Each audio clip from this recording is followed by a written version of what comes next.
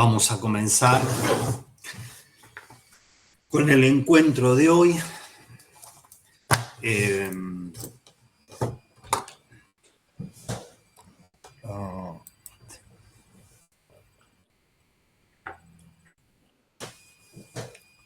Perdone, pero estoy admitiendo colegas. Bien. Bueno, les quiero agradecer la presencia hoy y sobre todo quería agradecerle a Amalia porque sin su ayuda no sé qué hubiese sido de la reunión de hoy. Ha funcionado como un auxiliar mucho mejor que mi pequeño diccionario de traducción español-alemán. Así que sin ella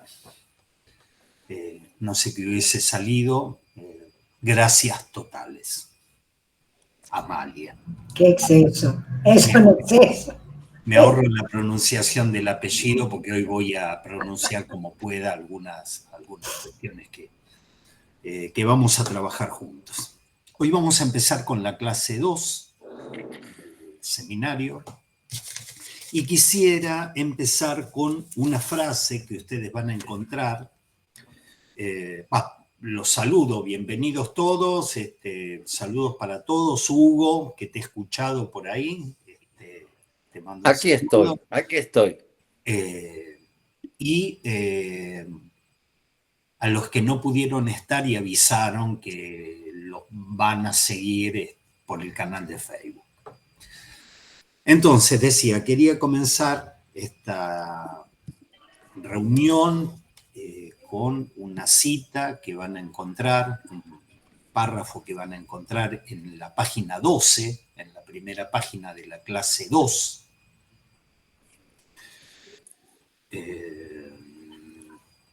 Que da la entrada a algunas cuestiones que vamos a ver juntos. Ese parágrafo es el siguiente. Dice, si es cuestión de ser incauto, no se trata en este caso de ser incauto de mis ideas, porque esas 4 pequeñas letras no son ideas. Incluso no son ideas para nada. Prueba de ello es que resulta muy, pero muy difícil darles un sentido. E incluso está estrictamente hecho para que sea imposible darles un sentido. Lo que no significa que no se pueda hacer algo con ellas. Se está refiriendo a la escritura del discurso analítico, tal como ustedes la van a encontrar en la primera página. ¿Sí? Entonces dice, no se trata de ser incauto de mis ideas, porque esas 4 letritas no son ideas, para nada son ideas. La prueba es que es muy difícil darle sentido. Lo que no quiere decir que no se pueda hacer algo con eso. ¿Ok? Entonces quería contextuar este comienzo con lo que estuvimos viendo como el discurso-nudo IRS. En nuestra teoría de los 6 discursos, habíamos visto uno que era el discurso IRS, que decíamos era el modelo de las matemáticas, en la medida en que las matemáticas quieren imaginarizar lo real de lo simbólico. ¿Okay? Veníamos trabajando algunas cuestiones del IRS. ¿En qué contexto? En el contexto en el que Lacan nos propone una suerte de álgebra psicoanalítica, una especie de esbozo, una orientación al álgebra. Habíamos visto el psicoanálisis como un punto de bisagra entre el RCI, el realizar lo simbólico de lo imaginario propio de la religión, y las matemáticas. Entonces él nos proponía una suerte de álgebra analítica, una orientación. ¿Sí? El álgebra el álgebra, se ocupa de estructuras, estructuras formadas por elementos escritos que se interrelacionan a través de reglas a partir de las cuales se pueden realizar operaciones. O sea, estructuras de elementos escritos son reglas, son letras, y entre esas letras funcionan reglas que nos permiten hacer operaciones. Eso es una definición mínima de lo que es el álgebra. Y Lacan quería algo así para el psicoanálisis. Su inyección de lógica a la teoría freudiana pretendía algo así para el psicoanálisis. Ahora bien, vamos a ir al ejemplo que da él, que es el ejemplo de eso escrito, de esa fórmula escrita, que son los discursos, el discurso del analista, ¿no? Vendría a ser una estructura algebraica analítica, yo lo digo entre comillas, porque son una estructura algebraica, un conjunto de elementos, una estructura de elementos psicoanalítica, ¿sí? La escritura del discurso analítico. ¿Para mostrarles qué? Para mostrarles el discurso del analista, que Lacan llamaba discurso del analista, que lo tenemos como una pequeña estructura algebraica psicoanalítica, un modelo de letritas que se relacionan, un modelo de elementos escritos que se relacionan, que empiezan, no sé si ustedes lo recuerdan, el lugar de la gente, que estaba el objeto A, el lugar del otro, que estaba el sujeto barrado, el lugar de la producción, que es S1, y el S2 debajo del objeto A, en el lugar de la verdad. ¿Sí? Este es el discurso analítico. Ahora bien, esto escrito, el discurso analítico, en sí mismo son letras que no tienen ningún sentido. El parágrafo que acabo de leer es donde Lacan dice, no son ideas, es una escritura. Y al revés, cuesta mucho, como decía, tal vez imposible darles un sentido. Es muy, pero muy difícil darles un sentido. Lo que sabemos que es un escrito, ¿sí? Que no tiene ningún sentido. Si yo le mostraría a un amigo eso y le digo, ¿qué quiere decir? ¿Qué sentido tiene esto? Él me va a decir, no tengo idea de qué sentido tiene, qué es lo que eso quiere decir. Lo mismo nosotros, cada uno de nosotros, la primera vez que vimos eso, ¿sí? No sabíamos qué sentido tiene, no sabíamos qué quería decir eso. Ahora bien, si yo les presento los mismos elementos, esos mismos elementos, con un cuarto de giro en sentido dextrógiro, con un cuarto de giro en sentido dextrógiro, ustedes se van a encontrar con el discurso universitario. ¿Sí? Desde el momento que yo digo el discurso universitario, ustedes ya le están dando un sentido, ustedes saben qué quiere decir eso. Pero si jamás hubiesen escuchado hablar de ese tema, le daría un cuarto de giro en el sentido dextrógiro y dirían, ¿y esto qué es? No sé qué sentido tiene. ¿Sí?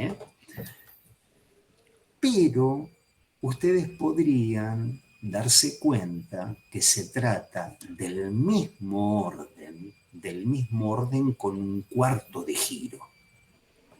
Entonces yo había dibujado en un Paint que no les pude presentar una especie de círculo donde tiene los elementos de los cuatro discursos y según sea un movimiento levógiro o un movimiento dextrógiro, ustedes se van a dar cuenta que siempre la misma secuencia presentada de diferentes maneras. ¿Sí? No saben qué quiere decir, no saben qué sentido tienen, pero ustedes captan algo, captan que en lo escrito hay una secuencia, hay algo identificable que está por fuera del sentido. Es algo escrito que está por fuera del sentido. Entonces, si yo siguiese 2 cuartos de giro, 3 cuartos de giro, ustedes van a captar un automatismo que se verifica en lo escrito. No van a tener la más mínima idea, tampoco se tiene demasiada idea cuando uno dice el discurso del analista o el discurso del histérico, del sujeto histérico, no se tiene mayor idea, pero uno capta en lo escrito y por fuera del sentido, por fuera de toda significación, capta un automatismo. Un automatismo que se verifica en lo escrito absolutamente por fuera del sentido. ¿Sí? Nosotros hemos visto ese seminario, el revés del psicoanálisis. Entonces suponemos que ahí hay un sentido. Pero es un sentido supuesto. Es un sentido supuesto. Aún sin conocer ese sentido, aún por fuera del sentido, ustedes van a captar que se trata de una estructura, de un conjunto de elementos que tienen relaciones constantes entre sí, al punto que es la misma secuencia presentada de otra manera, relaciones constantes entre sí, invariantes, que se verifican en ese automatismo de lo escrito. ¿Sí? ¿Por qué les traigo este ejemplo? ¿Por qué Lacan nos trae este ejemplo? Yo retomo, me están viendo, me están escuchando, porque se han borrado las figuras. Ok. Bien, entonces continúo. Sí, se frenó recién un poco la cámara, pero está. Ok. Lacan trae este ejemplo porque nos quiere ir arrimando la imagen, más que la lógica, nos quiere ir sugiriendo, nos quiere ir trayendo imagínense, un saber inconsciente, real, invariante, por fuera del sentido y escrito. Repito, un saber inconsciente como un saber real, lo real de lo simbólico. Acuérdense, imaginamos lo real de lo simbólico. Entonces nos quiere traer un saber inconsciente, real, invariante, fuera del sentido y escrito. ¿Sí? Les traigo esta idea señalándoles que clínicamente estamos en una coyuntura que es aquella en la que Freud ubica la compulsión de repetición. Porque estamos hablando del saber del inconsciente cuando estamos mirando ese fenómeno clínico que Freud llamaba compulsión de repetición. Es decir, no estoy hablando del saber inconsciente cuando uno hace referencia en la dinámica analítica al despliegue de las cadenas del saber del inconsciente, a este despliegue que produce efectos de verdad, a este despliegue que produce mutaciones subjetivas, cambio de posiciones subjetivas, caída de identificaciones, sino que hago referencia a ese momento en que el sujeto ya no se descifra y eso repite. ¿Ok? Cuando era la otra clínica del despliegue de las cadenas del saber del inconsciente con producción de efectos de verdad y cambios de posición subjetiva, pues bien, usábamos un binarismo significante. S2, S1. Pero aquí usamos otro modelo, el modelo del automatismo de lo escrito. ¿Para pensar qué? Para pensar esa coyuntura clínica en la que Freud dijo, eso repite, la compulsión de repetición. Y Lacan dice, y eso está escrito, y eso es invariable, y eso se produce por fuera del sentido. Estamos en esa coyuntura clínica, imaginando lo real de lo simbólico. ¿Sí? Y ese real de lo simbólico, en matemáticas podemos imaginarlo a partir de un sistema simbólico. Vuelvo a las matemáticas, a nuestra inspiración del nudo, guión, discurso, IRS. ¿Sí? En las matemáticas, ese real de lo simbólico, podemos imaginarlo a partir de un sistema simbólico en el punto en que ese sistema simbólico tiene un límite, una falla, un imposible. Esto lo hemos trabajado, paso por acá, acuérdense, 2 menos 3. Uno dice, che, este sistema acá tiene una falla, tiene un límite, funcionaba bien con 3 menos 2, 2 menos 1, 5 menos 4, pero hay un punto que tiene una falla, un límite del sistema, un imposible. ¿Y qué es lo que hizo que este muchacho Lacan diga lo real es lo imposible? Lo real es lo imposible del sistema. Lo extrajo desde ese lugar. Con la noción de límite e imposibilidad de la matemática. ¿Okay? Lo real es lo imposible. ¿Sí? Y es en este contexto del IRS, es en este contexto que Lacan nos trae el texto Los límites de la interpretabilidad. Yo les he pedido que lean Los límites de la interpretabilidad. Es en este contexto, que nos trae Los límites de la interpretabilidad. Tiene una historia. Ese texto y los otros dos, la responsabilidad moral por el contenido de los sueños y el significado ocultista de los sueños, tienen una historia. Léanla en el prólogo de Strachey. Es una historia que Lacan va a traer en esta clase, pero es parte de algo que es anécdota y no tanto, pero no quiero pasar por ahí. Son 3 textos de Freud que estuvieron perdidos. Lacan le pidió a una amiga que los encuentre. Es parte de una anécdota, pero que tiene algo de Lacan, dice, ya me doy cuenta, eso se perdió, ¿sí? Porque eso nunca se publicaba en los escritos escogidos, ¿no? En las recopilaciones que se hacían de los textos de Freud. El texto, Los límites de la interpretabilidad. Y nosotros, al menos yo, uno es medio burro. Entonces, cuando lee Los límites de la interpretabilidad, piensa, bueno, en fin, uno puede interpretar, pero la interpretación tiene un límite. Vamos a agarrar y decir, la paciencia tiene un límite. La pasión tiene un límite. Uno que es medio burro lo lee así.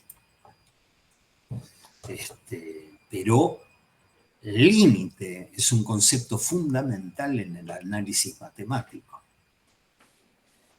Cuando Lacan se encuentra con los límites de la interpretabilidad, evidentemente escucha algo que nosotros no escuchamos, o por lo menos tiene un contexto, que es un contexto muy diferente, por lo menos del que tengo yo. ¿Sí? Porque el límite es un concepto central a partir del cual hay otros conceptos, continuidad, derivada, integral. Incluso en matemáticas existen varios tipos de límites, terra incógnita para uno, pero Lacan cuando lee esto dice, mira vos, está el tema de los límites. ¿Sí?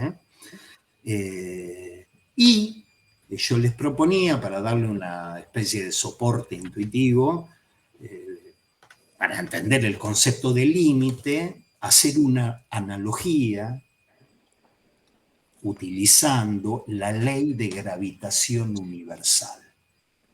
Para que nos hagamos una idea de lo que sería un límite en matemáticas, un límite de los varios tipos de límites, agarrar una analogía con la ley de gravitación universal de Newton, ¿sí? Entendida como una función entre 2 variables. O sea, voy a agarrar la ley de gravitación de Newton entendida como una función entre 2 variables. ¿Ok? Les he hecho llegar, no sé si lo leyeron, un meme acerca de la ley de gravitación universal de Newton. ¿Sí? Lo vieron bien, este meme. Tuve que elegir si les mandaba eso o les mandaba una fórmula. Y me pareció que una fórmula ya la había mandado hace unos años. Esa misma fórmula la había mandado hace unos años y va a ser un poco más entretenido mandarles ese meme. La ley de gravitación universal dice que la fuerza de atracción entre dos masas,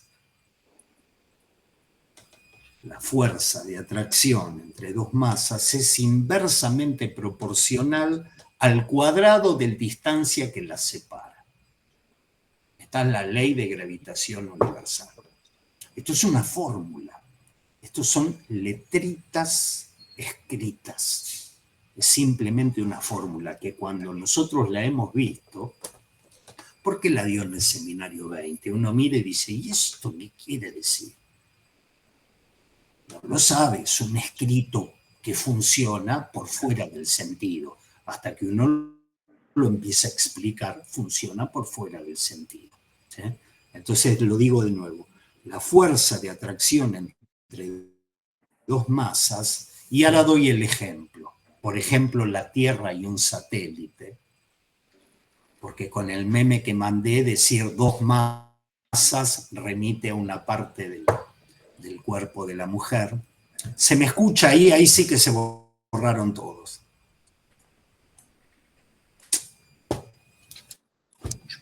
Se escucha, sí, pero se traba a veces la imagen. Bueno, ¿el sonido se traba, Juan, o estamos...? El sonido no, el audio va bien. Bueno, ok.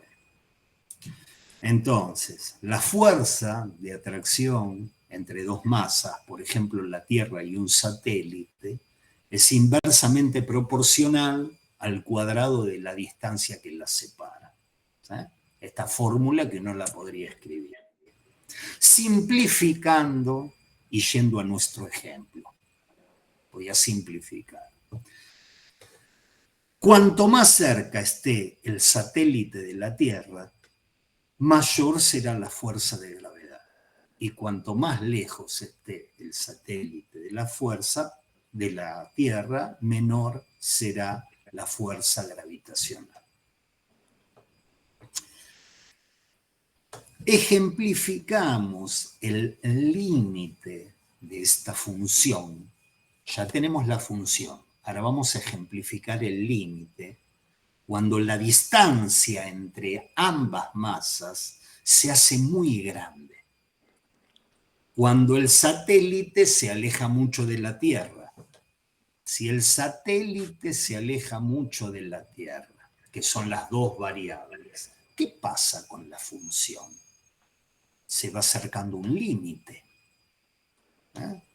A medida que la distancia tiende al infinito, la fuerza de la gravedad tiende a cero. En otras palabras, cuanto más lejos esté el satélite y la Tierra, la influencia gravitacional entre ellos se va debilitando para llegar prácticamente o hasta llegar prácticamente a desaparecer. Entonces, el concepto de límite en matemáticas sirve para analizar cómo varía una función, en este caso la atracción gravitacional, a medida que una variable, la distancia, tiende hacia un valor extremo. El infinito, distancia, o el cero, gravedad. ¿Se entiende cuál es el límite? Digo, el soporte intuitivo de lo que sería un límite. ¿Sí? Ahora bien, ustedes podrían decirme para qué sirve este argumento. Si la distancia entre ambas masas nunca va a ser infinita y por lo tanto nunca la gravedad va a ser igual a cero. ¿Para qué sirve esto? Y sirve porque un matemático puede circunscribir ese límite, puede hacer de ese límite una letra y con esa letra, junto con otras letras, hacer cálculos. El límite se puede inscribir, se puede hacer letra. Y con esa letra y otras letras, pues bien, hago cálculos, hago derivadas, hago cosas que hacen los matemáticos, que les gustan hacer esas cosas. Pero eso se puede transformar en una letra. ¿Sí? Ese límite determina un ámbito de aplicación de una función. Ese límite determina un ámbito de aplicación de esta función que para nosotros era la atracción gravitacional. Delimito el ámbito de aplicación. ¿Sí? Y puedo establecer leyes que funcionan dentro de ese límite. ¿sí? Y más allá de ese límite, yo no sé si funciona de la misma manera esa función o funciona de otra manera. Con ustedes estuvimos laburando esto muchísimo tiempo. Ahora lo presento de otra manera con Newton y las tetas gordas. Pero nosotros decíamos para todo x phi de x y estábamos hablando de una función que se ejercía dentro de un ámbito, dentro de un sistema que era todo, un todo. Digo, lo recuerdan. Recuerdan que esto lo estuvimos laburando, ¿sí? Estuvimos laburando, entonces eso nos hacía de límite. Necesitábamos un límite para meter ahí a unos niatos para quien funcionaba para todo x phi de x. Y después pensar qué pasa cuando no hay ese límite, cuando hay algo ilimitado. No sé si recuerdan esos viejos encuentros del goce ilimitado y todo esto. Bien, matemáticas. Lo presento porque lo presenta ahora del lado de lo escrito y de la matemática, ¿sí? Entonces, así como un matemático puede ubicar y le interesa ubicar un punto de límite en el ámbito de aplicación de una función, un analista, Lacan, puede ubicar también un punto límite de la interpretabilidad. ¿Ah? ¿Se entiende? Cuando uno escucha ese título, los límites de la interpretabilidad, ¿qué cosas se le arma en la cabeza a Lacan? Dice, bueno, acá podemos ubicar un límite dentro del que opera una función, ¿sí? Los límites de la interpretabilidad, si lo leemos con animus mathematicus, ¿no? Si lo leemos con cierto ánimo matemático, ya pensaríamos un límite para lo interpretable que tiene otra lógica, ¿sí? Freud concibe un límite que está engendrado por la propia interpretación. Freud va interpretando y concibe un límite que está delimitado por la propia operación de la combinatoria significante en la que consiste cada interpretación, ¿sí? Es como si Freud dijera, miren, mi método tiene un límite, yo voy interpretando cada producción, la voy interpretando, pero esto tiene un límite. Y Lacan dice, pues bien, vamos a ver si la matemática nos puede ayudar, más allá de lo intuitivo. ¿Ok? Mi método tiene un límite, que no se trata de un límite exterior y previo a la interpretación, sino que es un límite establecido por el propio mecanismo de la interpretación en tanto combinatoria significante. ¿Sí? Y en este sentido les propongo ir al ras de la clínica. Discúlpenme si salto de cuestiones lógicas a cuestiones intuitivas, pero recuerden, estamos imaginarizando lo real de lo simbólico, estamos en este nudo discurso, así que me permito este tipo de cositas, aparte me las impone Lacan, no es una ocurrencia mía. Cuando uno sigue el texto, Lacan te pasea por ahí. ¿Ok? Entonces les propongo ir al ras de la clínica nuestra, de la clínica que hacen ustedes. Y desde ese punto de vista, decir que toda interpretación produce un efecto de significación. Toda interpretación produce un efecto de significación, un sentido. Imaginemos una interpretación, alguna de ustedes, ¿sí? Basada en un equívoco, ¿sí? Un equívoco y ustedes repiten el equívoco que resuena de otra manera y produce un efecto de significación, un sentido nuevo. Uno había dicho una cosa, el otro le dice la misma cosa, pero que se escucha de otra manera. Entonces mi interpretación tiene ese ámbito, ¿sí? Funciona ahí, ¿sí? Pero además, toda interpretación procura, de una manera, de otra manera, la salida a la luz de una satisfacción, de un goce que de alguna manera se articula en la palabra y sus sentidos. Estamos en un ámbito fluido, ¿sí? Toda interpretación produce una ola en el ámbito del sentido, produce un sentido nuevo, pero ustedes no juegan a las palabras como con los crucigramas. Ustedes buscan en la interpretación que aparezca algo de un goce. Lo voy a decir de otra manera, a los Freud, que produzcan llenar cierta laguna amnésica donde ahí había deseos reprimidos. ¿Sí? No es jugar con las palabras.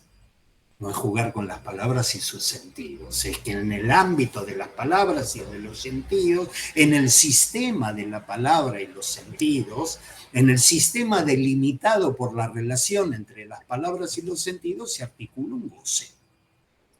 Se articula una satisfacción. Le podemos poner goce fálico, si quieren, en la medida que es un goce que tiene una relación estrechísima con las palabras.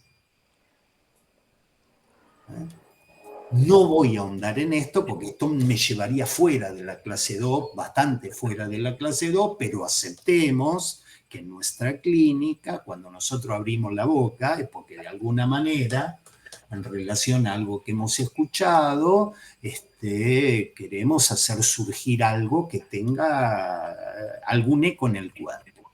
Quiere decir tocar algún goce. ¿Sí? Entonces tenemos ese ámbito del sentido, y tenemos el ámbito del goce, y yo lo estoy llamando goce fálico, como goce que se articula en las palabras. ¿Sí? Entonces, imaginemos que ese es un sistema. Imaginemos que en esas producciones que ameritan su intervención, su interpretación, nos movemos en un sistema. Y nos movemos en un sistema en que opera una función, que voy a llamarla la función fálica. Si quieren, llamamos la función del goce en la medida en que el goce responde al significante, como ustedes quieran. Estoy flu porque estamos cambiando de paradigma. Entonces hay que tener cuidado cuando uno dice la letra, el significante, la imagen, los registros. Pero sí es bien clínico.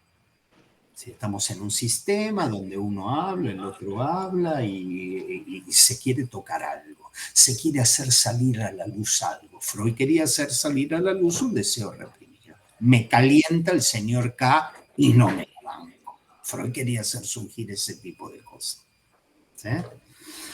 Es un sistema en que opera una función y este sistema tiene un límite.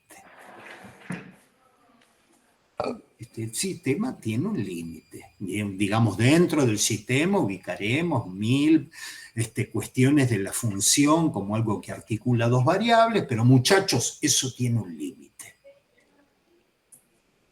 A partir de ese límite pasamos a otra cosa.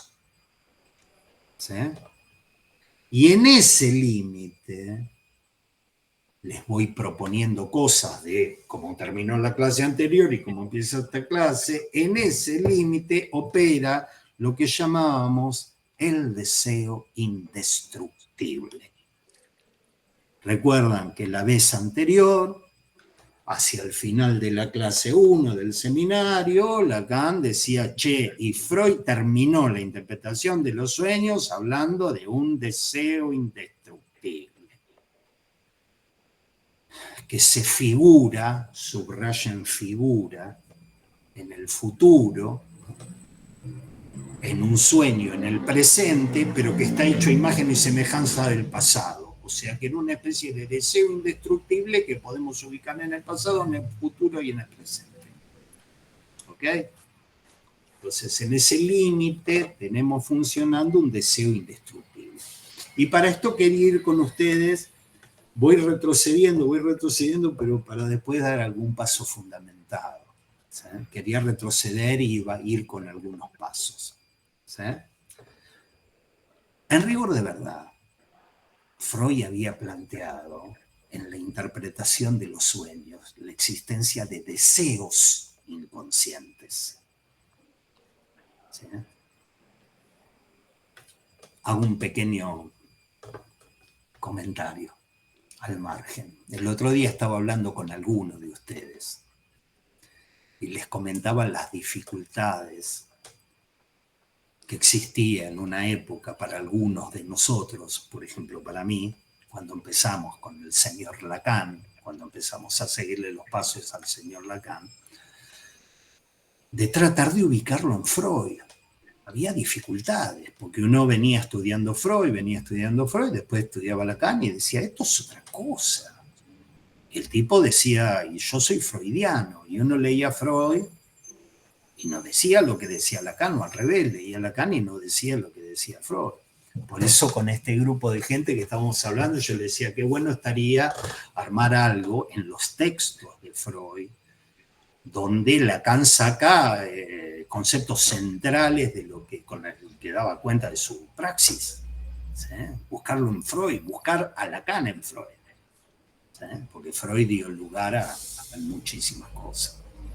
Entonces doy un ejemplo, pero que es como un botón de muestra. Freud jamás habló del deseo inconsciente. Freud hablaba de deseos inconscientes. En la interpretación de los sueños, ¿sí? Hablaba de deseos inconscientes.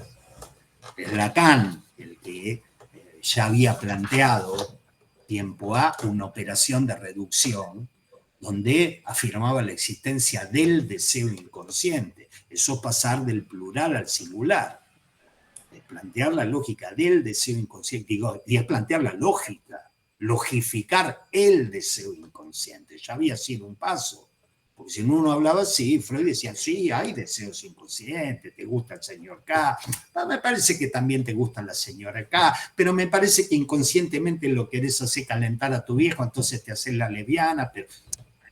Digo, Freud encontraba muchas cosas de estas. Lacan agarra y dice, no, para, vamos a delimitar algo que se llama el deseo inconsciente y vamos a dar cuenta de su lógica. Eso ya había sido un paso. ¿Sí?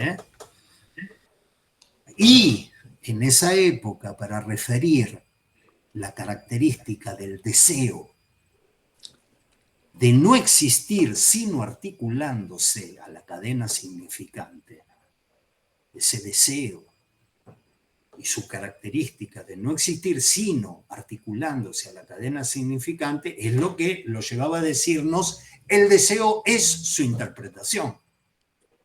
Lo que, no sé ustedes, a mí hace 40 años atrás me rompía la cabeza, porque yo decía, ¿cómo el deseo es su interpretación? Tardé, no sé, 40 años para entender un poquito.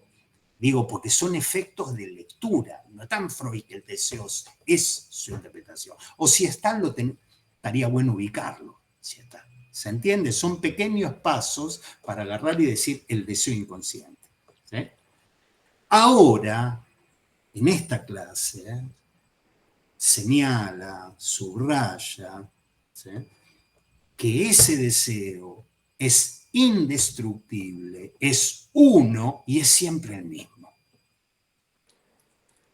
Ese deseo es indestructible, es uno y es siempre el mismo. Vuelvo a decirles, acuérdense que estamos en una coyuntura clínica, que es la que Freud señalaba como la compulsión de repetición. Decía, che, eso repite.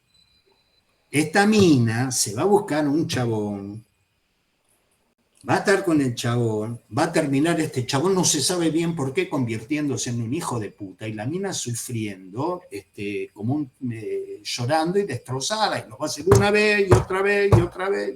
No estábamos en bueno, ¿usted qué se le ocurre con llorar destrozada? Bueno, ¿qué se le ocurre con chabón? ¿Es chabón o es chambón? Para que alguien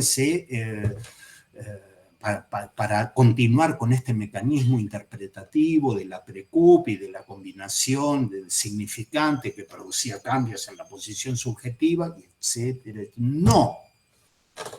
Estamos en el punto de eso repite y eso es indestructible y eso es demoníaco y uno se lo vuelve a encontrar por más que se vaya para el otro lado.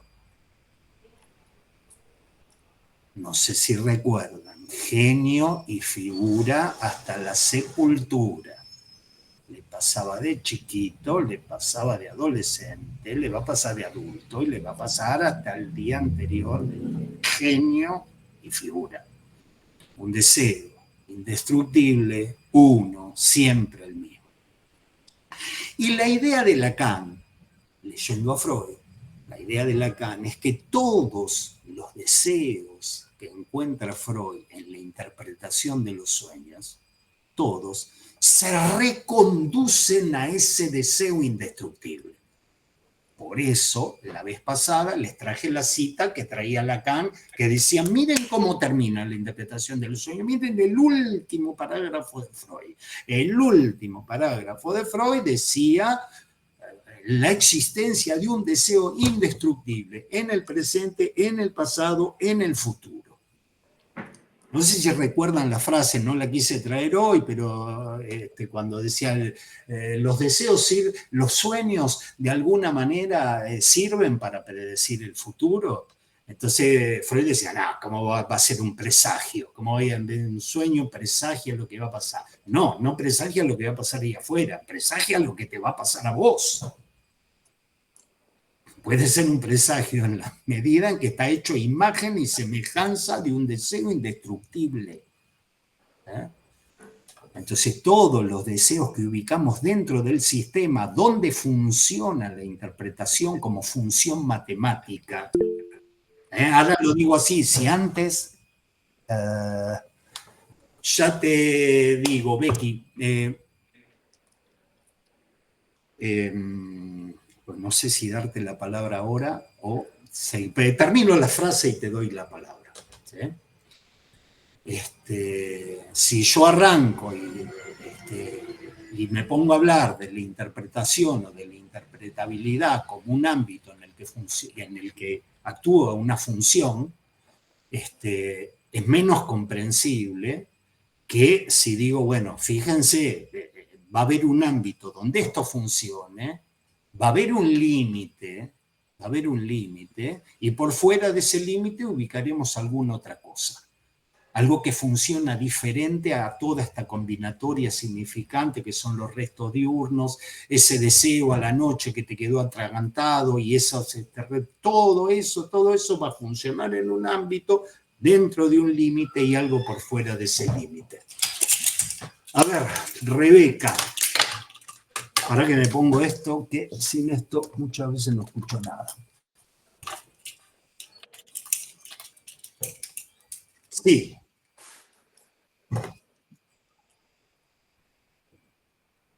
¿No? No. Ok. Bien. Entonces, decía que todos los deseos se reconducen a ese deseo indestructible y se reconducen ¿cómo? ¿Cómo? Para explicarlo, Lacan subraya la palabra Evenpitz. Te pido paciencia, Amalia, voy a hacer lo posible, sé que voy a hacer el ridículo constantemente. Mi alemán suena como una especie de coreano borracho, pero bueno, ténganme paciencia. ¿Sí? Evenpitz. Evenpitz es una palabra compuesta. Bits significa imagen, forma, cuadro. Bits significa imagen, forma, cuadro. Lo digo acá y no digo cómo se escribe, porque si pispean en la clase 2 de Lacan, van a estar ahí. Tomé las cosas de ahí para poder trabajarlas con ustedes. ¿Sí? Entonces, bits es imagen, forma, cuadro. Evenpitz podría traducirse como a semejanza, pero también a imagen y semejanza, o vivo retrato, como quien dice, este hijo es el vivo retrato de sus padres. Este hijo es el vivo retrato de sus padres. De manera tal que Lacan nos propone a esta altura, en esta clase, todos los deseos de ese viaje, que es el sueño, todos los deseos de ese viaje, que es el análisis, todos los deseos de ese viaje, que es la vida, están hechos Evenpitz están hechos a imagen y semejanza de un deseo indestructible concebido como una estructura invariante. ¿Se entendió? Me meto en el sistema donde opera la función, encuentro, ya te doy la palabra, Hugo, en ese sistema donde opera la función interpretativa y encontraré deseos, a veces traducidos por Lacan como anhelos, diciendo, bueno, son anhelos, pero la estructura del deseo como inconsciente está en otro lado. Estarán hechos a imagen y semejanza, estarán hechos evenbits, serán el vivo retrato de una estructura invariante. Pido que me lo acepten ahora, porque estoy trabajando con ustedes muy despacio, algo que es una estructura invariante, y para ejemplificarlo digo que está escrito, es una escritura, pero resulta que esto que es una escritura aparece en otro lado a través de elementos cuya conexión con lo anterior se da a través de la imagen. Por eso digo imagen y semejanza, son el vivo retrato de eso. Bien, vamos despacio. Hugo, te escucho. Sí, simplemente para indicar que de la misma manera que hay los deseos indestructibles, o sea que siempre el mismo, están también en Lacan lo impensable, lo que no se puede pensar. Y es ahí donde él ubica la muerte, como un real que no se puede pensar.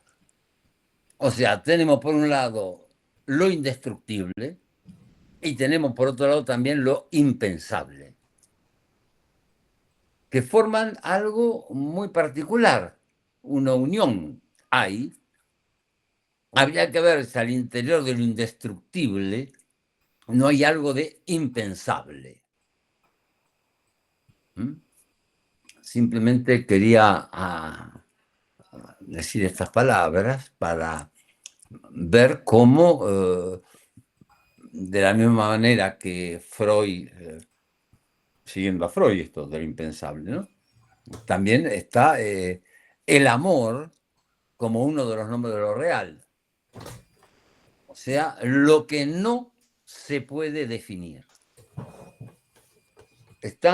Hay muchas variables que intervienen en esto que está poniendo de evidencia nuestro amigo Cueva, entre lo indestructible, pero lo indestructible quiere decir que existe y que se lo puede pensar, aunque se lo puede pensar, y como lo dice Freud en el texto que nos invitó a leer, se va a pensar un sueño una vez, pero mucho tiempo después puede volver, y puede volver nuevamente, y puede estar asociado a otras cosas. Un sueño de la infancia que repercute hoy cuando tengo 70 años. O sea, muestra cómo no hay una definición definitiva del sueño. Eso tiene que ver en los textos que nos invitó a leer Roberto. Hay algo de ese orden y que merece la pena de ser entendido, pero además está lo impensable. Y lo impensable es también al mismo tiempo aquello que no se puede poner en una fórmula matemática, tal vez. Y esto es una de las preguntas que dejo ahí en suspenso, ¿no? Porque no habría una fórmula matemática para la muerte. Ni hay tampoco una fórmula matemática para el amor. Bueno, nada más esta pequeña, de los tres términos. Impensable, el amor fuera como uno de los nombres de lo real, y lo indestructible. Nada. Sí, a ver, mira, no quiero ahondar en eso, pero ¿cerrás el micrófono, Hugo? Sí, cierro. No quería ahondar en eso, de todas maneras me parece pertinente, me parece una cosa pertinente. Uno podría, a partir de, una vez que domina, una vez que se hizo un poco a la coyuntura en la que está trabajando, encontrar cuestiones como esa. Está bien, digo está bien, porque uno dice indestructible. ¿Y qué quiere decir indestructible? Que es uno, siempre el mismo y que es invariante. ¿Sí? Es invariante. Y Freud le puso un nombre, compulsión de repetición, pero le puso otro, la pulsión de muerte. Entonces, cuando le ponen pulsión de muerte, llega a esto que Hugo trae, que también te conecta con lo impensable. Recuerden, desde el principio de la enseñanza de Lacan, hay cuestiones que no tienen significante, una de ellas es la muerte. Es una manera de decir, bueno, Freud lo traía, no hay inscripción de la muerte en el inconsciente. ¿Sí? Se inscribe de otras maneras, la castración, etcétera, etcétera. Pero está bien, es una conexión posible de hacer. ¿Sí? Diciendo en que justamente la idea mía era transmitirles cómo se puede hacer fórmulas.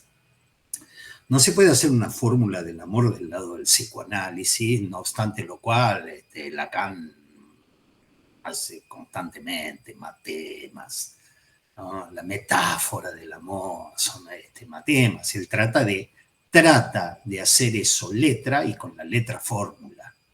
Trata de hacer letra y con la letra fórmula. Y un matemático puede inscribir lo imposible. De hecho, se inscribe lo imposible y con lo imposible ya después lo puedo aplicar en fórmulas y esas fórmulas van para algún lado. ¿Sí? Entonces es un tema, está bien, es pertinente. Después, el punto que a mí me parece que vamos a tener que desplegar y vamos a tardar un tiempito en desplegar es como una cosa escrita a través de algo que esa imagen y semejanza, Evenbild, ¿sí? Se puede a través de ese mecanismo reconducir deseos que funcionan dentro del ámbito de aplicación de una función, que es la interpretación, se puedan reconducir a algo que está por fuera y que le hace de límite. Espero no haberlo dicho y haberlo complicado como lo dije ahora, pero quise seguir despacito el camino para marcar algo que está por fuera y es el límite, ¿sí? Dentro de cierto sistema, y ahí tenemos el significante en la medida que articula sentidos, que articula una satisfacción. Por otro lado, estamos en el ámbito de lo escrito, como una especie de afuera, como una especie de heterotopía. Es un lugar diferente, con un funcionamiento diferente. Lo voy a tirar con una imagen. No pensaba decirla, pero porque si no suenan como muchas palabras. Es como si yo agarrase el psicoanálisis y lo leyese a partir del más allá del principio del placer. Yo agarro el viaje de la vida, el viaje del análisis, y Freud dice, sí, ya sé, el viaje del análisis puede ser largo, puede ser corto, pero la última parada es eso, repite. La última parada es una cosa escrita invariante, una estructura invariante, que repite y repite y repite. Entonces Lacan dice, bueno, desde esa última parada me doy vuelta y pienso en el análisis. Pienso que, ¿cómo entiendo ahora el análisis después del final? Dice, háganme así si se entiende lo que estoy diciendo, porque como, muy bien. Okay. Entonces, decía, todos los deseos están hechos Evenbild, a imagen y semejanza de una estructura invariable, que lo voy a decir de otra manera. ¿Sí? El saber del inconsciente usa cualquier contingencia para hacer funcionar una invariancia. Estoy diciendo lo mismo, pero más fino. El saber del inconsciente usa cualquier contingencia para hacer una invariancia. ¿eh? Por eso dije, si se trata, vamos a poner a él, si no sueno medio misógino y en este momento más vale cuidar la forma. Vamos a suponer que él siempre encuentra alguna chica casquivana, infiel, que lo hace sufrir. Y uno le quiere presentar a una amiga que es la Madre Teresa de Calcuta, diciendo, a esta no te va a meter los cuernos. Esta, no se sabe bien por qué, pero esa contingencia va a ser utilizada por el saber del inconsciente para generar algo necesario. La Madre Teresa de Calcuta le va a ser infiel con algún... es decir, que el inconsciente no es ningún boludo, me dice Adriana. Digo, mira, es una manera de decirlo, otra manera de decir, el saber del inconsciente usa cualquier contingencia para hacer funcionar una invariancia. O el saber del inconsciente hace de la contingencia necesidad. Es algo que no cesa de escribirse. El saber del inconsciente. ¿Y por qué el saber del inconsciente hace de la contingencia necesidad? Porque el saber del inconsciente está comandado por una estructura invariable.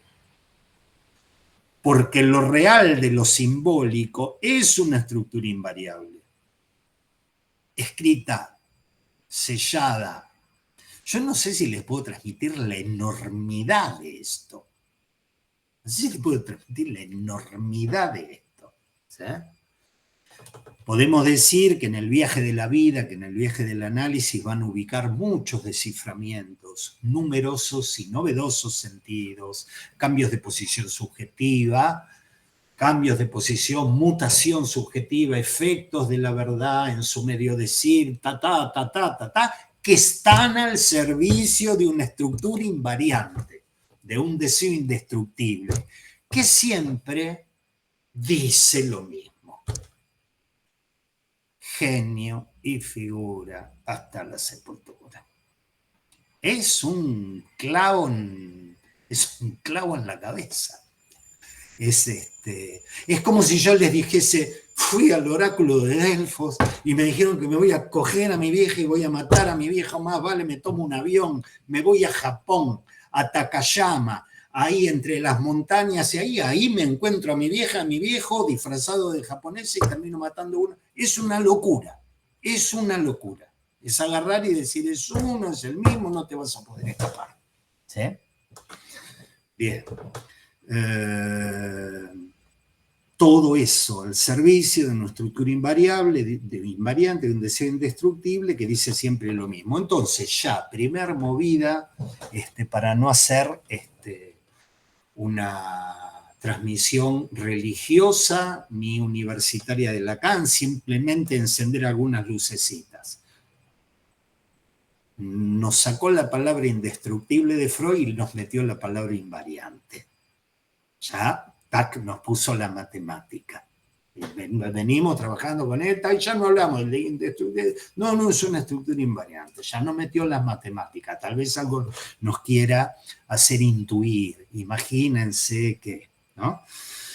Entonces, con esto de fondo, quisiera leer con ustedes, leer Freud. Quisiera leer con ustedes un par de párrafos, ¿sí?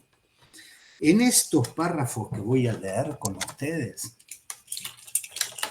voy a pasar por algunas palabras en alemán, ¿sí? Les quiero anticipar que no paso por estas palabras en alemán para hacerme el fino, porque mi alemán, de nuevo. Borges decía que para él los franceses sonaban como un italiano resfriado. Bueno, mi alemán debe sonar como una cosa, Amalia se debe reír de lo que escucha, pero no lo hacía para hacerme el delicado, lo hacía para tratar de transmitirles que el texto que están hablando es la interpretación de los sueños. No, el texto del que estamos hablando es un agregado a la interpretación de los sueños. Por eso decía, no me quiero meter con la historia de Strachey, pero la interpretación de los... Sí, me voy a meter. Hay unos textos que Freud agregó a la interpretación de los sueños. Muy cortito, la interpretación de los sueños se publicó en determinado año. Pasaban los años y a Freud se le ocurrían nuevas ideas y se iban agregando, hasta que llegó un momento que nadie sabía, que no se podía saber cuál era el original texto de la interpretación de los sueños. Entonces a los muchachos se le ocurrió sacar una colección que se llamaba Escritos Escogidos.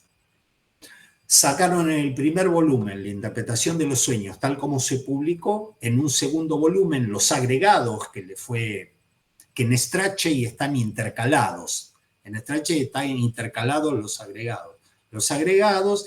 Y había un tercer capítulo que tuvo problemitas en la historia del psicoanálisis. Porque Freud ahí adhería a la telepatía, no desdecía que los sueños pueden tener un significado ocultista, y Ernest Jones agregó y dijo, sí, esto no se publica, no lo publiquemos porque en la academia nos van a cocinar a fuego lento, se van a caer. No le dijo así, pero dijo no lo publiquemos, y parece que Freud le hizo caso. Entonces son textos en los cuales en rigor de verdad yo no sé en qué año se escribieron. Sé que se publicaron por primera vez un cuarto de siglo después de la publicación de la interpretación de los sueños, y están en el tomo 19, página 129 de la traducción de Strachey. ¿Cómo es? Bueno, no me acuerdo quién lo preguntó, pero te lo voy a decir re cortito. No lo iba a decir, pero si lo preguntaron ya lo decimos. ¿Sí? Lacan dice, yo entiendo que Jones le debe haber dicho, no lo presente, pues no nos van a tomar en serio.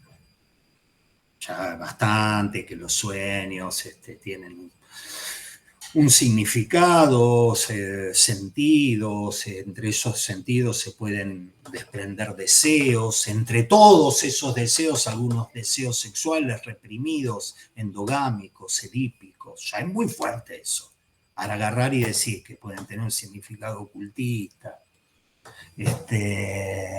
¿Cuál sería la importancia? ¿Cuál sería la importancia, destino y eficacia del psicoanálisis? Bueno, perdón, pero lo veo como medio lejos. No sé en qué contexto la importancia del psicoanálisis. La historia que quería contarles es que Lacan dice, entiendo que Jones haya dicho, no presenten estos textos. Pero Lacan dice, y aparte hay algo más. Porque Freud, cuando terminó la interpretación de los sueños, agarró y habló de un deseo indestructible que a imagen y semejanza se proyecta al futuro, al pasado, al presente, bla, bla, bla, bla, bla. Y en este texto los límites de la interpretabilidad también. Entonces, me parece que por algo esto no se publicó. No solo por Ernest Jones, sino porque lo que dice acá va en la línea de lo último de la interpretación de los sueños. ¿Sí? Esa es la historia, pero búsquenlo en Strachey, por un lado, y después lean la página 16, 15 del seminario, de la traducción en castellano que tienen. ¿Ok? Bien. María de los Ángeles Morán ha levantado la mano. Vamos, María de los Ángeles, para que conecte. Como ven, tengo una tecnología de punta. Acá. Sí. Gracias, Roberto. Bueno, todos estos encuentros iluminan cosas, por ejemplo, esto que has ido introduciendo y has trabajado a filigrana de las posibilidades de un simbólico de lo real, todas estas relaciones y otras abren otras preguntas y oscuridades, digamos. Entonces, disculpame, pues, me pasó una cosa con algunas breves lecturas que retomé a propósito de lo que tú vienes, todo lo que nos vienes ofreciendo. Cuando comenzaste hoy a hablar, te referiste a, bueno, a las letras a las que es muy difícil dar un sentido, que significa, sin embargo, permiten realizar operaciones. Hablaste de una inyección de lógica inmediatamente. Esto me llevó al sueño de la inyección de Irma, ¿no? Emma Extern, que me sorprendió porque no me había enterado. Ella se hizo psicoanalista, o sea, eso me sorprendió. Yo nunca había leído sobre esto, ¿no? Y la afirmación de Lacan, digamos, acerca de todo ese despliegue de cadenas que puede producir efectos de verdad, pero de todas maneras llega a ese punto en donde hay un límite al desciframiento, hay un límite de lo simbólico, digamos, frente a lo real, pero a la vez lo real mismo es el límite de los límites, parecería, ¿no? Entonces, en relación al sueño de la inyección de Irma, cuando, te lo voy a decir como se me ocurre, es decir, cuando Freud trae esa descripción de las manchas, de las escaras, de todo esto, ahí hay imágenes, ¿no? Pero eso, digamos, llama la atención que Freud es una cosa formidable, no acude al recurso de ningún tipo de embellecimiento para lo que en otro momento dice que ayuda a velar lo repugnante, ¿no? Y además no se despierta, que es un punto que Lacan subraya, ¿no? Como de Freud frente a ese sueño no se despierta, no dice, esto es un sueño, venga, dejémoslo de lado. Y Lacan subraya algo, me parece que es en el seminario 2, creo que es en el seminario 2, que él subraya que a este trabajo pues, de interpretación que Freud le hace a este sueño, cuando él dice que este sueño le reveló el secreto del sueño, y supongo que va en estas dos líneas que tú vienes marcando, el deseo indestructible, pero también el punto invariante. Entonces, Lacan dice que a ese trabajo hay que añadir la importancia que tuvo este sueño de la inyección de Irma para Freud. Entonces, y dice Lacan que al igual que el oráculo, tú también te referías al oráculo ahora, la fórmula no da respuesta a nada, pero la manera en que se enuncia, su carácter enigmático, hermético, sí es la respuesta a la pregunta sobre el sentido del sueño. Es decir, ese encuentro con la palabra que no quiere o no puede, o en últimas llega a ese no decir, a ese no engordar la cadena, a ese punto de imposibilidad, ¿no? Y en los sueños, que es posterior, ese escrito breve, Los sueños de 1900, que es posterior al sueño de la inyección de Irma, Freud vuelve nuevamente a hablar de cadenas eslabonadas, pero el llegar a un nudo inconfesable, a un nudo del que no se puede, sí, hasta allí se llega. En esto de los sueños trae un sueño precioso, también hace todo este desmenuzamiento que es el sueño con la hija de un hombre al que él le debía dinero, ¿m? Y cómo lo va pues parte por parte interpretando, pero para decir nuevamente, todos los hilos nos conducen a ese punto, digamos, no lo dice así de imposibilidad, sino con esas otras palabras.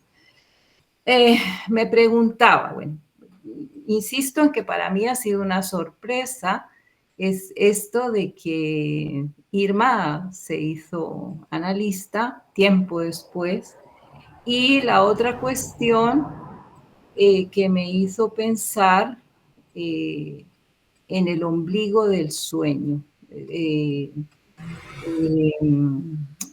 alemán, mal dicho también, nave, y en griego ónfalos, el ombligo. Te pregunto, en el ombligo del sueño,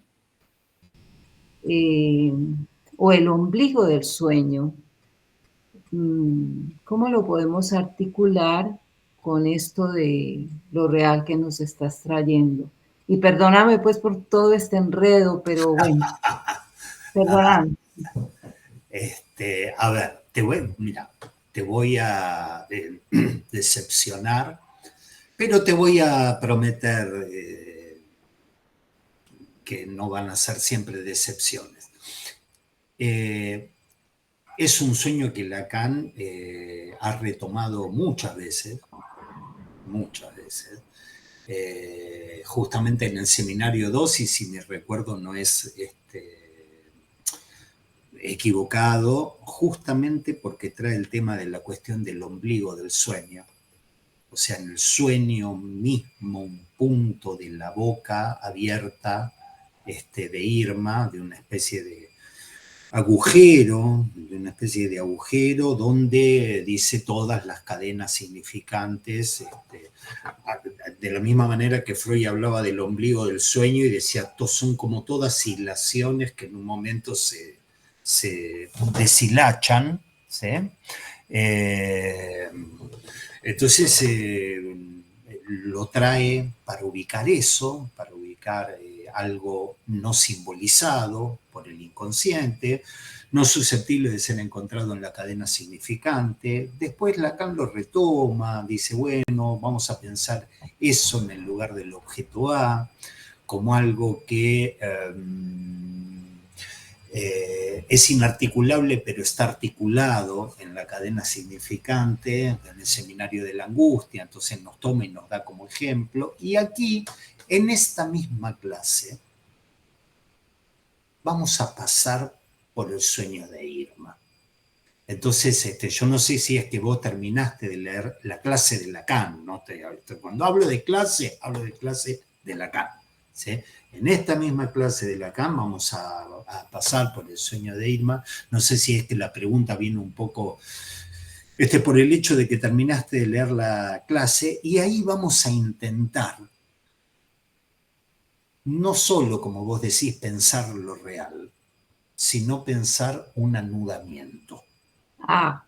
Genial, sí, sí. Porque, digamos, en estas reuniones que hemos tenido, una de las cosas que yo acentuaba era ya prácticamente la imposibilidad de hablar de un registro si no es anudado a los otros. Entonces uno dice lo simbólico, anudado de qué manera y en qué orden. Anudado de manera dextrógira, levógira y en qué orden. Entonces vamos a tratar de hacer ese y algún otro sueño de Freud, ¿sí? Por un lado.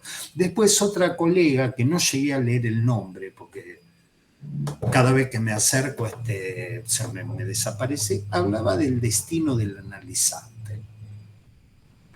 Porque es una pregunta que digamos que se impone cada vez que pasamos por acá. No llegué a leer, pero bueno, cada vez que pasamos por acá uno dice, bueno, ¿cuál es el destino del analizante? Porque si en Takayama me voy a encontrar a mi mamá y a mi papá, ¿dónde me tengo que ir? A Júpiter, y los voy a encontrar. Entonces la idea que se acentúa cada vez más frente a esta estructura invariable es una pragmática. Ya vamos a empezar a ver de saber hacer con, entonces lo poco que te podría decir de qué destino para el analizante tiene que ver con eso, y para separarlo un poco de lo absolutamente intuitivo que implica el saber hacer con, voy a introducir el tema del efecto de lectura. El saber será todo lo invariante que vos quieras. Pero si es un saber escrito, que es el demonio rojo, yo lo puedo leer como el demonio rojo o el demonio rojo. Y un análisis me puede llegar a permitir que yo entre por le nom du père y salga por le nom du père.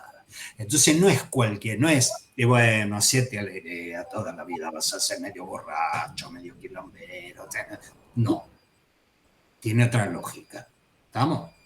Bien, creo Gracias. Gracias, maravilloso. Gracias. Quería leer con ustedes, entonces les decía, vamos a meter algunos términos en alemán, pero se los quiero meter para que agarremos qué hace este niato con los textos de Freud. Y para eso tenemos que pasar por algunos términos en alemán. ¿Qué hace él? Entonces, quisiera leer con ustedes el primer párrafo, página 129. Si lo tienen, agárrenlo, agarren un lapicito, porque me parece que va a servir. Es un agregado que se llama los límites de la interpretabilidad. Leo. ¿Puede proporcionarse para cada producto de la vida onírica una traducción completa y segura al modo de expresión de la vida despierta? Y te pone entre paréntesis interpretación. La pregunta. ¿Puede proporcionarse para cada producto de la vida onírica? Vamos a pensar un sueño, la inyección de Irma.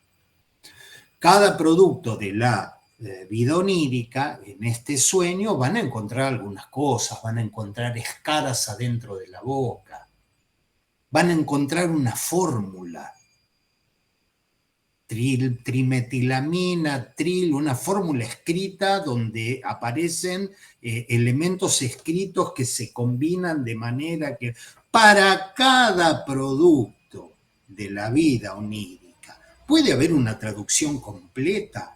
¿Se puede interpretar eso y llevarlo al modo de expresión de la vida despierta? Arranca con esta pregunta, Freud.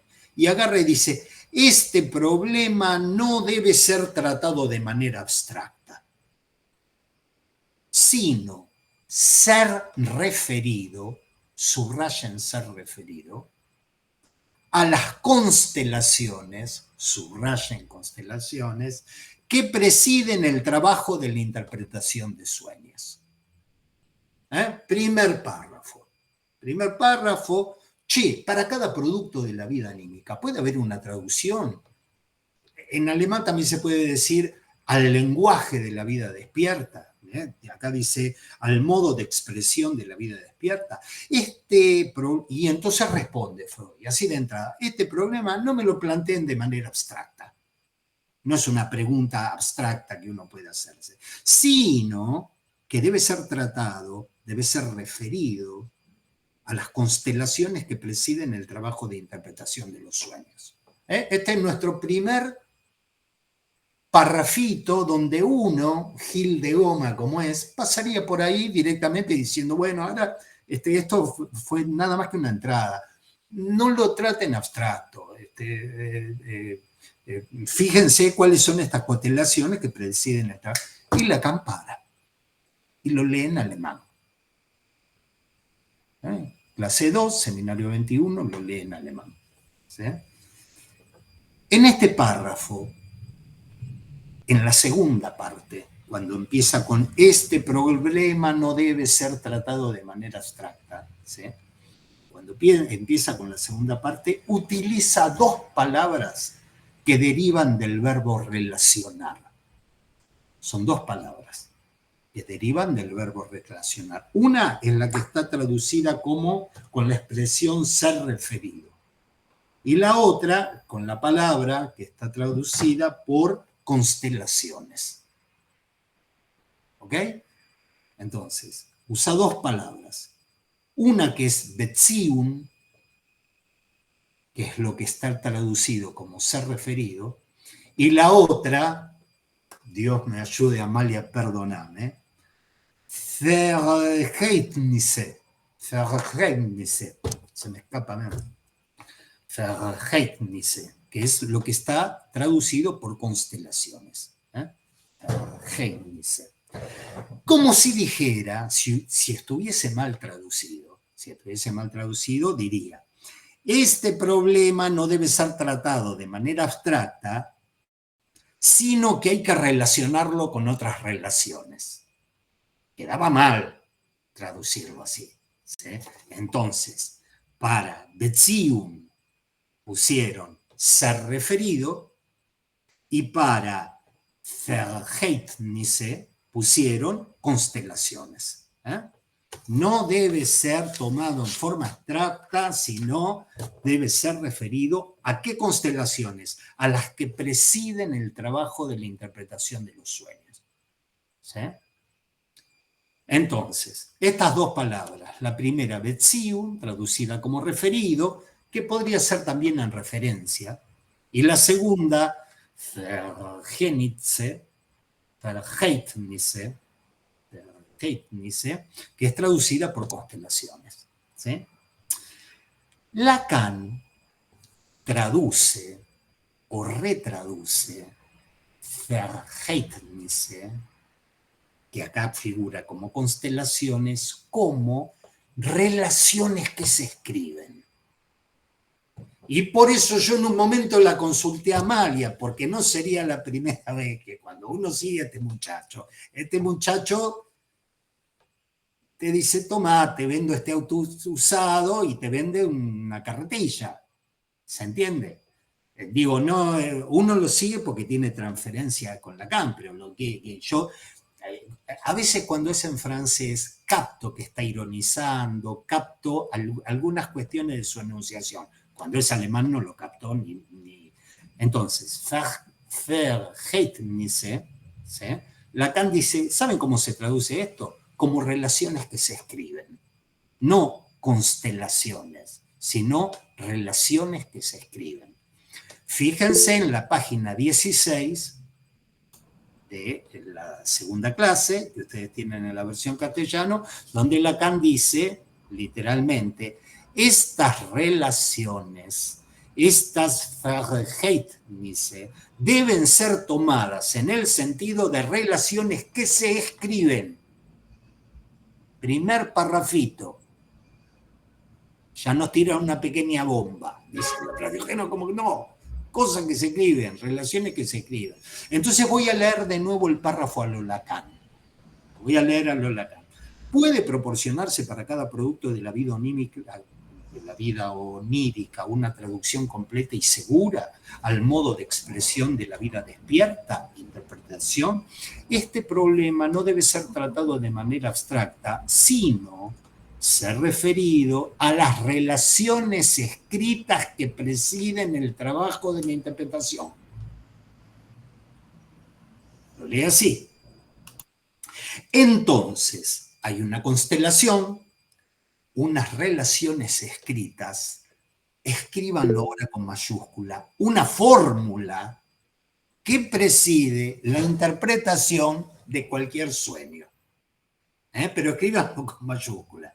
Hay una relación, una Verhältnisse, hay unas relaciones escritas, una fórmula que preside la interpretación de cualquier sueño.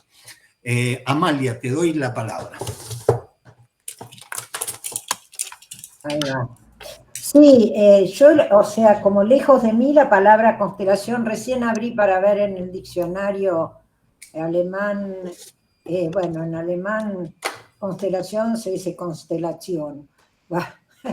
Viste que los alemanes tienen una parte que es latínica y otros términos germánicos. Claro.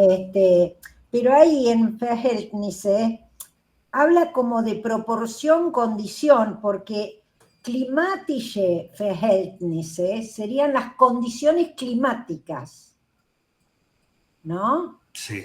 ¿Qué dijiste? ¿Proporción? ¿Dijiste proporción también? Proporción también. Ok. Y los sociales... Ya nos vendió un auto usado. el sociale Verhältnisse serían las condiciones sociales. Bien. O sea, es proporción, condición. Muy bien. Ojo, yo busco un diccionario de traducción alemán-castellano de Google y agarro el que agarro. Yo también. Es una palabra que me resulta es una palabra que me resulta, esta Verhältnisse, muy ajena a mi básico alemán cotidiano para lo que puede hablar un niño, digamos, ¿no? Sí. Pero iría más por el lado de proporción, condición, porque la constelación, bueno, no, lo voy a seguir buscando, a ver si hay algún término germánico. Freud usaba más los latínicos porque daba más científico, porque el latín era más científico. Usaba más palabras latínicas. Muy bien. Como Realität, digamos. Sí. En vez de Wirklichkeit, Realität. Wirklichkeit, pero esta constelación me rompió la cabeza. Sí.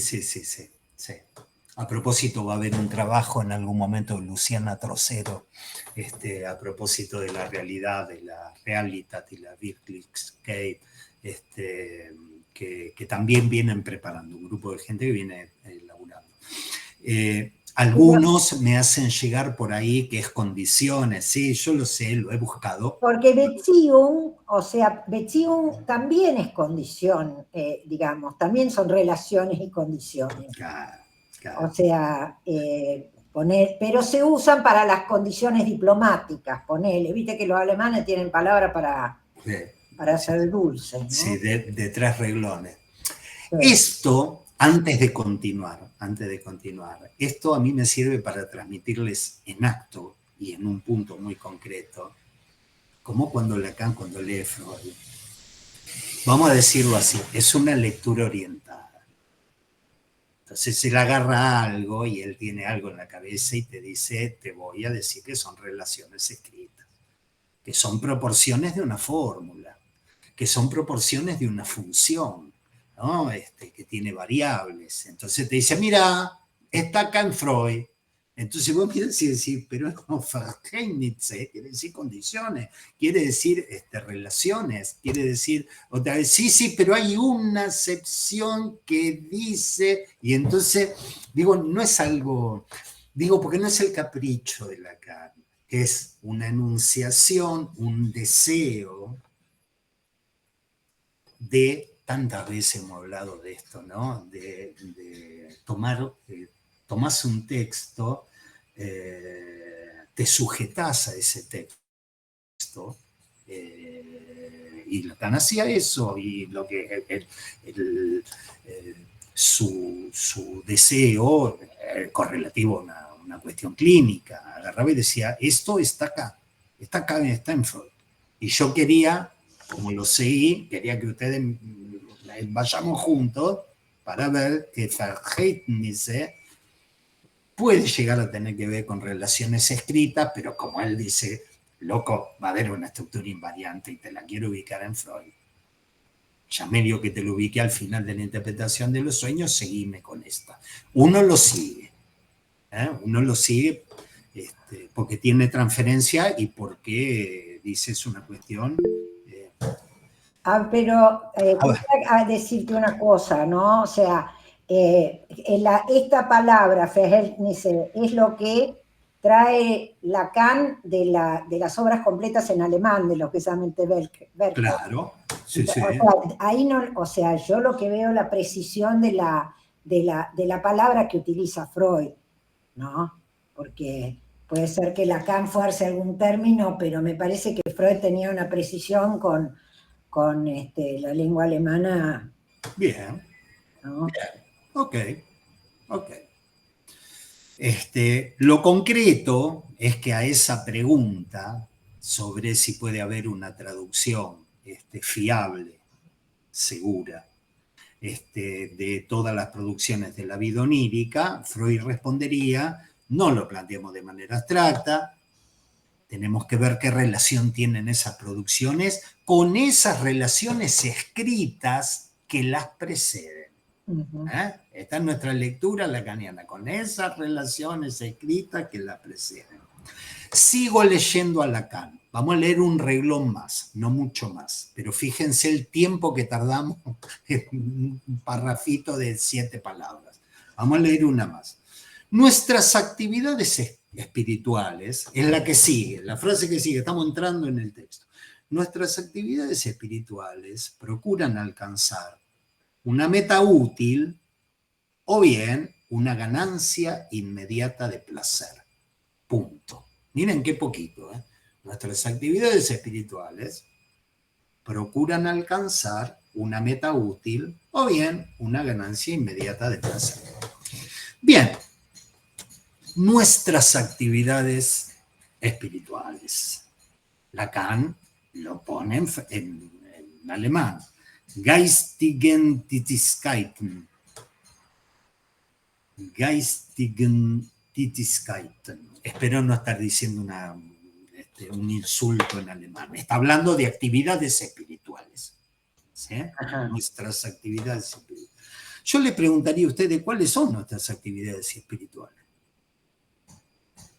Porque yo cuando paso por ahí dicen nuestras actividades espirituales buscan, digo, bueno, qué sé yo, la investigación, el arte, la reflexión, la meditación, la lectura, actividades espirituales. En alemán, lo mismo que el francés, espiritual tiene menos que ver con la cuestión más religiosa, ¿no? Los espíritus, que con lo mental. Pero Lacan siempre le escapó a la palabra mental, a la palabra del ambiente, porque le trae mucha psicología eso. ¿Sí? La palabra espiritual, tomémoslo como en un sentido muy amplio, las cosas que hacemos, el arte, la reflexión, la meditación, lo que uno diría, bueno, esto es mental, ¿sí? Esto es el pensamiento, ¿sí? Bien, Lacan va a hacer otra operación de reducción sobre Geistigen Tätigkeiten, sobre las actividades espirituales. Entonces va a decir que desde el psicoanálisis eso es pensamiento. Eso ya toma como un denominador común. El va, todo eso para el psicoanálisis es pensamiento. Fíjense en la página 16. En la misma página 16 cito a Lacan. Para Freud esto significa, actividades espirituales, ¿no? Significa lo que se piensa. Las actividades espirituales es lo que generalmente se designa como los pensamientos. ¿Sí? Hasta ahí podríamos coincidir. Bueno, son pensamientos, pero Lacan hace una lectura radical en este punto. ¿Sí? Nuestras actividades espirituales, unsere geistigen Tätigkeiten, son para Lacan, eso piensa. Cuando uno lee las actividades espirituales tienden a, Lacan lo dice en alemán y dice, eso piensa. Son pensamientos, sí, eso piensa. ¿Se dan cuenta qué efecto de lectura, qué efecto psicoanalítico? Es como si dijese, son pensamientos, y yo soy psicoanalista. A mí no me vengan con que hay otros pensamientos que tienen más peso que el eso piensa. Un efecto de lectura en la letrita. ¿Sí? Eso piensa solo. Eso piensa sin que nadie lo piense. Entonces, cuando uno pone nuestras actividades espirituales, tiene que poner arriba con un lápiz, eso piensa. ¿Sí? Eso piensa solo, eso piensa sin un sujeto que lo piense. Eso es agarrar y decir, hay pensamientos sin un pensante que los piense. ¿Sí? Entonces, pasito, esa constelación, esas relaciones escritas previa a la interpretación de los sueños, es un pensar. Es un pensar.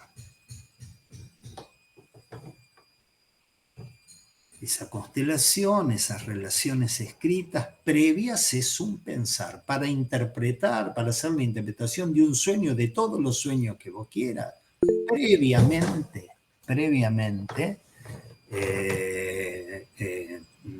tenés que ver a qué relaciones escritas se reconduce, a qué pensar se reconduce. Amalia, te doy la palabra. Tätigkeit tiene que ver con tun, con hacer, como que sería en acto. Sí, actividades. Sí, en acto. Sí. Y geistigen. Sí, geistigen es der Zeitgeist, ¿no? El espíritu de los tiempos. Bien, ¿no? ok. Estamos orientados. Estoy orientado como si me hubieses orientado. Sí, estás orientado. Entonces, esa constelación, esas relaciones escritas previa a la interpretación de los sueños es un pensar. Releo la frase. ¿Sí? Releo la frase a lo Lacan. Eso que piensa procura alcanzar una meta útil o bien una ganancia inmediata de placer. ¿Sí? Pongámonos en clínica, seamos clínicos. Alguien relata un sueño y uno dice, bueno, eso piensa. ¿Sí? Eso que piensa procura o bien una meta útil o bien una ganancia inmediata de placer. Y acá Lacan vuelve a acentuar una cuestión de la lectura que realiza él, de la lectura que realiza a partir de su deseo de analista. ¿Sí? Y nos dice, lo van a encontrar de nuevo en la página 16, eso que piensa, pues la frase era, eso que piensa procura alcanzar una meta útil o bien una ganancia inmediata de placer. Y Lacan dice, eso que piensa no persigue nada, no procura nada, no busca nada. Eso que piensa no persigue nada, no procura nada, no busca nada. Porque la palabra en juego en alemán que es procuran alcanzar, si ustedes lo ven ahí en la frase, en nuestras actividades, ¿verdad? Procuran alcanzar. Ese procuran alcanzar es streben.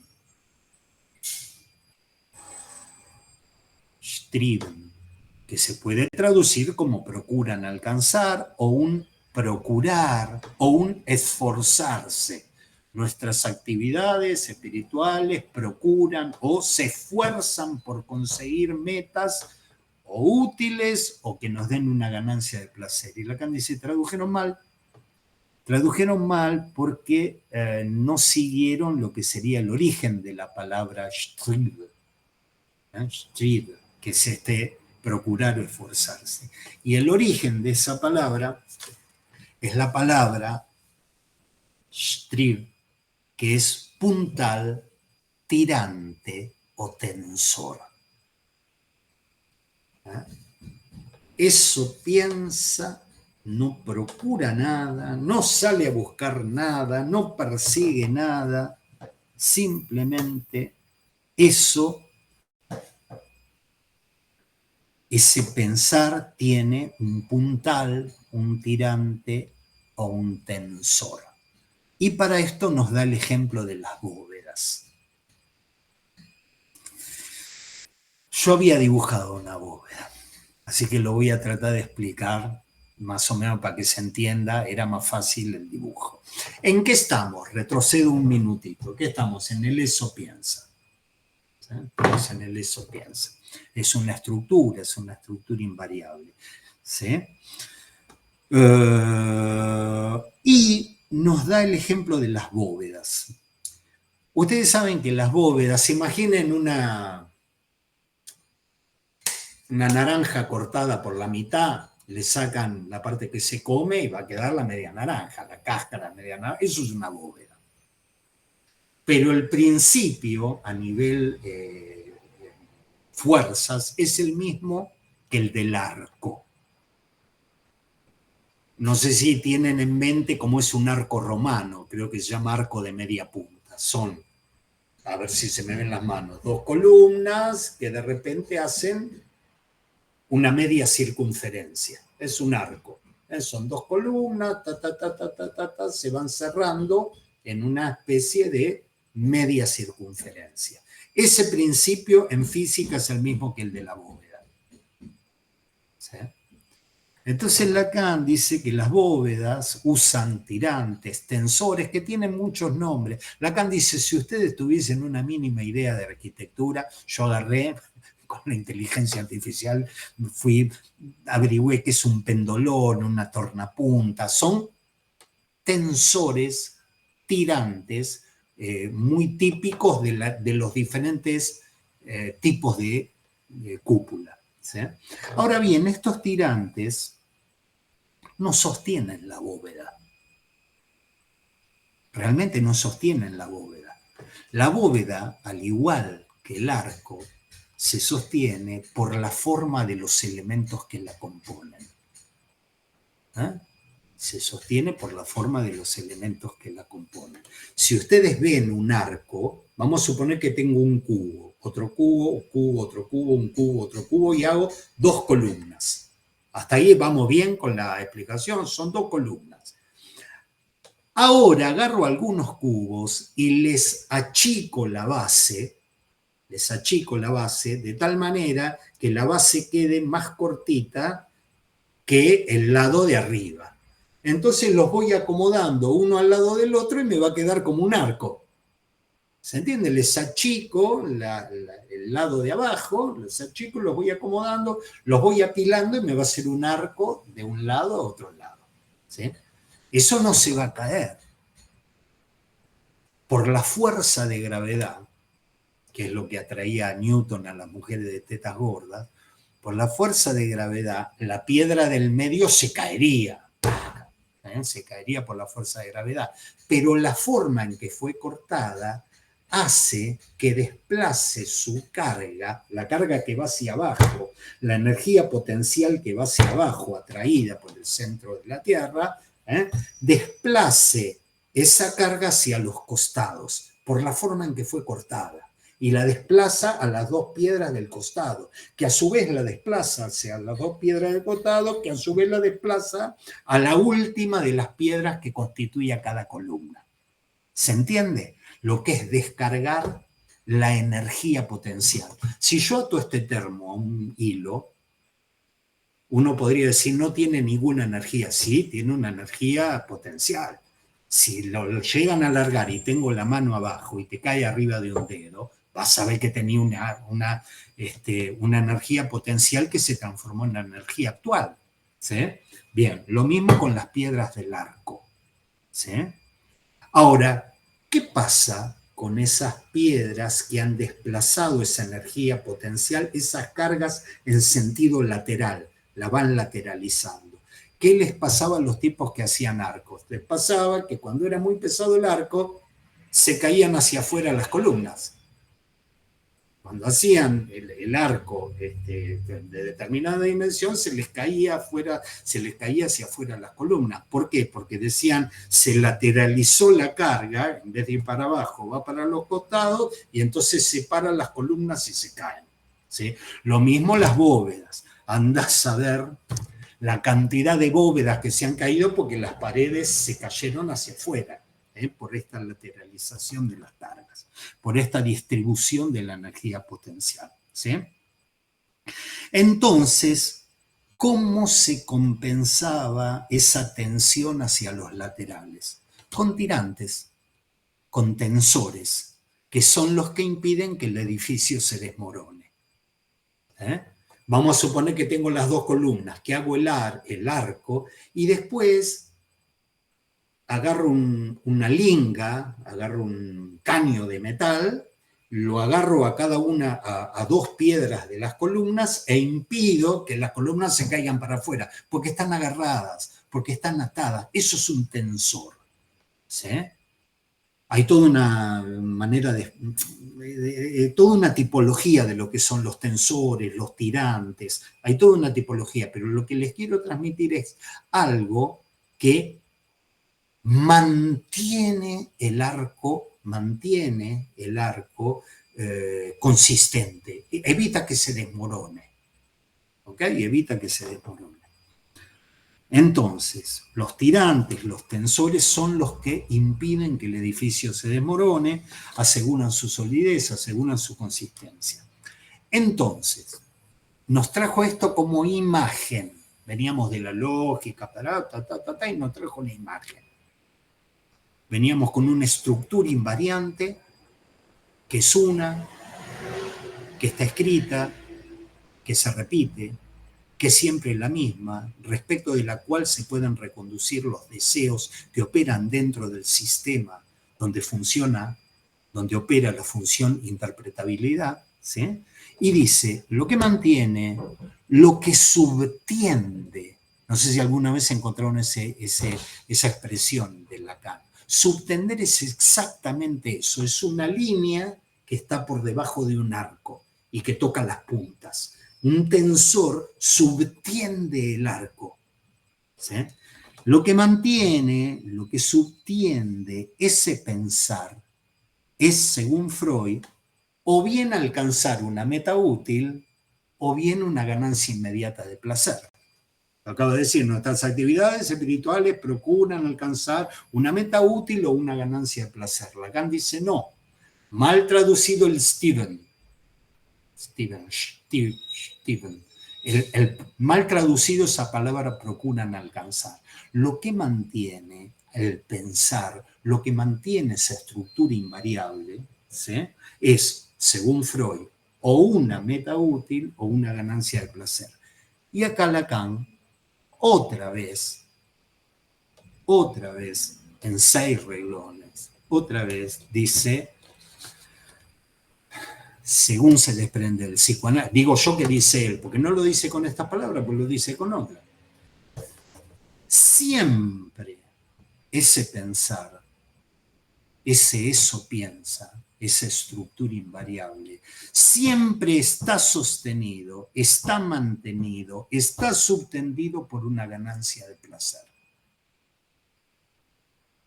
Siempre ese pensar, ese eso piensa, está sostenido por una ganancia de placer. Pueden tomar el sueño que ustedes quieran. Y Lacan dice, sí, esos pensamientos, Gedanken, ¿está bien? No sé si está bien pronunciado. Esos pensamientos están sostenidos, están armados por una ganancia de placer.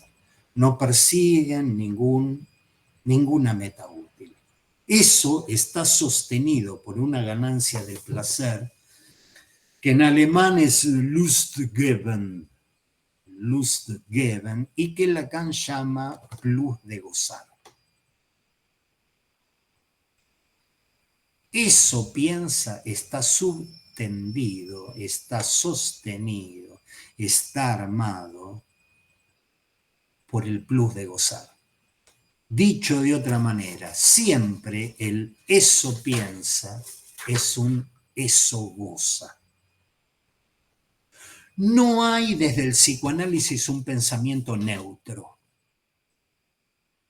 Tómenlo en un sueño y tómenlo cuando alguien habla mal de la pareja. Que viene y te dice, pero esta mina es una basura, es esto. O cuando está hablando de política. O cuando está hablando de lo que se les ocurra. ¿Sí? No hay desde el psicoanálisis un pensamiento neutro o un pensamiento que apunte a un fin útil. ¿Sí? En todo caso, los fines útiles están al servicio de una ganancia de placer, Lustgeben, al servicio de obtener un plus de goce. Es agarrar y decir, eso piensa, eso habla, eso goza y eso no quiere nada más. Y aquí es donde reencontramos un trabajo, que espero que no se hayan olvidado, que era de la clase sobre el barroco del seminario 20, donde cuando empezó esa clase sobre el barroco, laburamos una fórmula que decía, allí donde eso habla, eso goza y no quiere saber más nada. Donde eso habla, eso goza y no quiere saber más nada. Entonces, imagínense que Lacan encuentra esto en estos 6 reglones. Entonces dice, no, eso goza. No son actividades espirituales. Sí, pero eso para el psicoanálisis es eso goza y procuran alcanzar. No procuran alcanzar nada, están sostenidas, están amalgamadas. Detrás del pensamiento, para el psicoanálisis hay un goce, ¿sí? Hay un pensar, un sistema de relaciones escritas que de manera invariante tira en relación a un goce. Es un pensar de goce. Es un pensar aparato de goce, una especie de constelación al servicio del goce, una especie de automatismo escrito, una especie de deseo indestructible. Se lo dije de muchas maneras porque la hemos laburado, ¿no? Un automatismo escrito. ¿Se acuerdan? El giro, dextrógiro, y Lacan dice, es esto, es algo escrito, ¿sí? Es algo escrito que no quiere saber más nada, ¿sí? Un aparato que debe su consistencia a Lustgeben, a una ganancia de placer, a un plus de gozar. Y voy a terminar con una aclaración que no está en el texto, pero se las quiero decir a ustedes, porque muchas veces presta confusión si uno no la dice literalmente. El término Lust, que puede ser traducido como deseo, como gusto o como placer, ¿sí? El término lust, se usa tanto, a ver, y con esto se podría pensar en la primera tópica de Freud en relación a ser consciente y lo inconsciente. Y la verdad que yo lo venía presentando como muy lejos de eso. A ser consciente lo inconsciente se puede pensar dentro del sistema donde funciona, donde opera la función interpretabilidad, la función que pone en evidencia un goce ligado a la palabra, ¿sí? Lo que estaba trayendo ahora es otra cosa, algo que opera por fuera del sistema, algo que no se hace consciente, es algo que se repite. Es como cuando Freud decía, sí, pero llegado a cierto punto, cuando uno les interpreta cosas, los tipos repiten y repiten y repiten. Ahí no se puede hacer consciente nada, ¿sí? Entonces, les quería diferenciar el término lust, ustedes lo van a encontrar en Lustprinzip, en el principio del placer, ¿sí? O lo van a encontrar en Lustgeben, en ganancia de placer, ¿sí? En ambos está el término lust, pero los sentidos no pueden ser más diferentes. Los sentidos no pueden ser más diferentes, son absolutamente diferentes. Cuando uno habla del Lustprinzip, ¿sí? Habla del principio del placer como un principio que tiende a la homeostasis. Y cada vez que hablemos de Lustgeben o plus de gozar, plus de jouir, o ganancia de placer, vamos a estar hablando de un goce que empieza con las cosquillas y te hace terminar en la parrilla del más allá del principio del placer. Así que este lust depende en qué alocución esté para que pensemos es un goce más allá del principio del placer, con pulsión de repetición, pulsión de muerte, repetición del automatismo significante o de nuestro querido principio del placer, que son los arreglos que hacemos toda la vida para hacer algo con ese goce con el que de otra manera no sabemos qué hacer. yo voy a dejar acá. Les pido disculpa que fue largo, les pido disculpa que fue un poco aburrido, pero espero haberles transmitido los manejos de Lacan en su lectura de Freud, las maniobras de Lacan. Bien, si hay alguna pregunta, alguna intervención, es buen momento, y si no, por la hora que es, lo dejamos para la vez que viene. Ok, gente, les mando un beso, nos vemos en 14 días, que anden bien.